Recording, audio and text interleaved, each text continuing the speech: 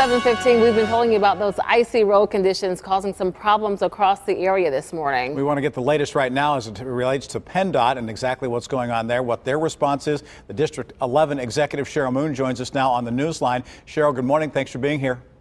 Good morning. You know, a lot of times we take our clues based on what school districts are doing in terms of how roads are out there. And we started to see them, way up north. It was Titusville and it was Oil City and Franklin, then down into Butler County. Then it was Beaver and northern Allegheny County. Have you seen the same thing this morning? Yeah, most of our problems in our district are occurring in southern Beaver County and northern Allegheny County. What sorts of problems? Well, right around 5 o'clock, we seem to get a flash freeze. And the roads, just a little bit of mist that was out there iced over, and the roads became pretty slick. And Cheryl, talk to us about the PennDOT crews who are out working now. Were they preparing for this last night? You know, what's it like this morning? Yeah, we had crews out all night. Double crews came out at 4 a.m. They have been hitting the interstates with salt. Some of those accidents occurred actually right after the interstates had been hit with some salt.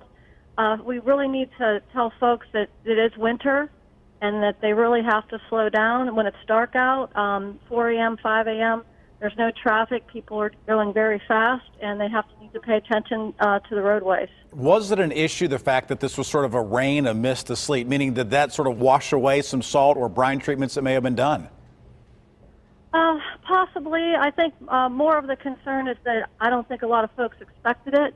It was just a fine mist, not an actual snow. I don't think they expected the roads to be as icy. Gotcha. And so, Cheryl, go ahead. The next question is, how do you change the treatment, or do you make any changes when it comes to daylight hours now? No, the treatment's pretty much the same, but what we have to warn the drivers right now is that the temperatures are hovering right around freezing. So once some of this ice from this morning starts to thaw, it could possibly freeze up again. So we're continuing to treat the roads. We have full crews out, but we just have to continue to warn drivers to be careful. Some of the secondary roads may not have much attention as some of the main roads, so to be especially careful on those roads. And Cheryl, I think it's worth repeating, I know we've said this several times, that people need to be aware when they see those PennDOT trucks to keep their distance from them and allow the crews to be able to do their work. Absolutely, and as you both know, we're going to have storms in the next few days.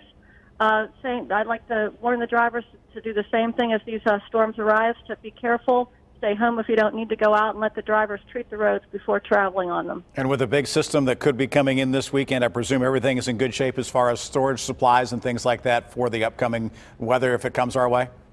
Absolutely. Actually, we got a little bit lucky. We didn't have a lot of storms over the holidays, which allowed our folks to get everything. All the supplies are back, all the equipment is in good shape, and the crews are ready to go. So they've been able to keep that maintained and cleaned up if there were any issues as far as those plows and trucks and salt trucks. Excellent. Cheryl, thank you for joining us this morning. We appreciate it. We know it's a busy time. Thank you. Have a good day.